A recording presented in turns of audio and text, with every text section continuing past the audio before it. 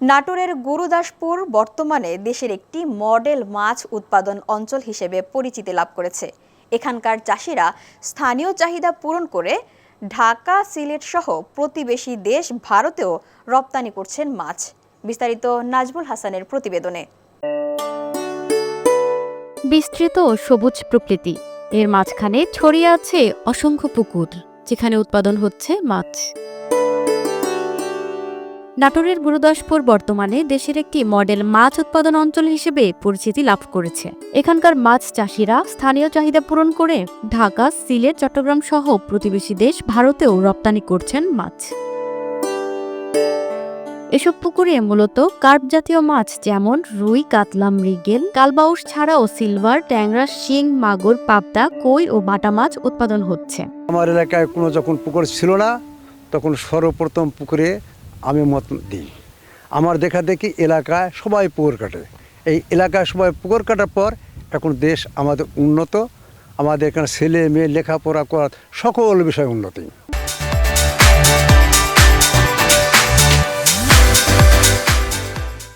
মৎস্য অফিসের পক্ষ থেকে নিয়মিত প্রশিক্ষণ ও কারিগরি সহায়তা দেওয়া হচ্ছে, যাতে চাষিরা আধুনিক প্রযুক্তি ব্যবহার করে উৎপাদন বাড়াতে পারে। এছাড়াও চাষিদের নানা পরামর্শ ও সহযোগিতা দিয়ে যাচ্ছে মৎস্য চাষী কল্যাণ সমিতি নামক একটি সংগঠন। আমাদের গ্রামটা মৎস্য চাষের জন্য একটা মডেল সারা বাংলাদেশের। কার্প ফ্যাটেনিংয়ের যে মডেলটা উত্তরবঙ্গ সহ সারা বাংলাদেশে প্রতিষ্ঠিত, এখন মূলত এখান থেকে এটার গোড়াপত্তন ঘটে। বিগত প্রায় 30 বছর যাবৎ এখানকার মাছ চাষ চলে আসছে। আমরা জাতীয়ভাবে আমিষের চাহিদা পূরণে বেশ ভূমিকা রাখছি। বিগত দিনে আমাদের এখানে পুকুর সংস্কার সংক্রান্ত বেশ কিছু সমস্যা ছিল, যেগুলো বর্তমানে পরিবর্তিত বাংলাদেশে সেই সমস্যা আমরা আর সম্মুখীন হচ্ছি না। উপজেলা প্রশাসন এবং জেলা প্রশাসন আমাদেরকে সহযোগিতা করছে এবং আমাদের এখানে সংস্কার কাজ নির্বিঘ্ন হচ্ছে। বিগত বছরে আমাদের পুকুর চাষ করতে করতে আমাদের পাড়ি তো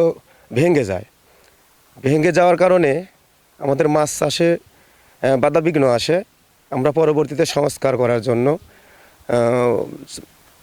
এক্সকাভেটর দিয়ে আমরা কাটি, কিন্তু পুলিশের বাধাবিঘ্ন বিগত বছরে হয়েছে। তবে চাষিদের প্রধান অভিযোগ মাছ সংরক্ষণের জন্য কোনো হিমাগার বা সংরক্ষণাগার না থাকা। এতে করে অনেক সময় উৎপাদিত মাছ কম দামে বিক্রি করতে হয় বা নষ্ট হয়ে যায়। 12-14 বছর থেকে আমরা পুকুর খনন করে বেশ ভালো উৎপাদন করে বাংলাদেশের ভিতরে 1/3 মৎস্য আমরা এখান থেকে উৎপাদন করি এবং দেশের বিভিন্ন প্রান্তে এগুলো যায় এবং চাহিদা পূরণ হয়। কিন্তু পুকুরগুলো বৃষ্টির কারণে এবং সার প্রয়োগের কারণে পাড়িগুলো সব ভঙ্গুস হয়ে যায়। এগুলো সংস্কারের দরকার হয়, কিন্তু আমরা বিগত সরকারের আমলে আমরা এগুলো সংস্কার করতে পারিনি। থানার বিভিন্ন বাধাবিঘ্ন ছিল, পুলিশরা বিভিন্নভাবে টর্চারিং করেছে, কিন্তু বর্তমানে এ ধরনের বাধা নাই। আমরা বেশ সুষ্ঠুভাবে আমাদের পুকুরগুলো সংস্কার করছি। চাষাবাদ সম্পর্কিত যাবতীয় কারিগরি পরামর্শ দিচ্ছে উপজেলা মৎস্য অফিস।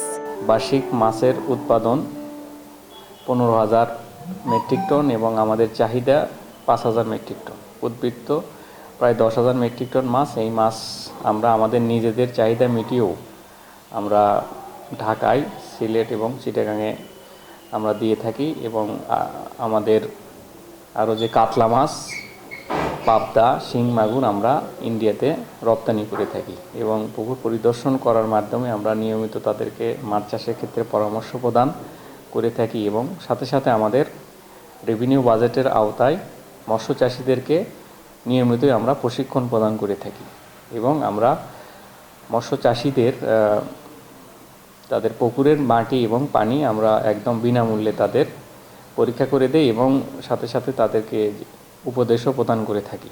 উপজেলা মৎস্য অফিসের তথ্যানুযায়ী গুরুদাসপুরে বছরে প্রায় 15,370 টন মাছ উৎপাদিত হয়। এ উপজেলায় সরকারি হিসেবে 7,757টি এবং বেসরকারিভাবে আরও প্রায় 10,000-এরও বেশি পুকুর রয়েছে।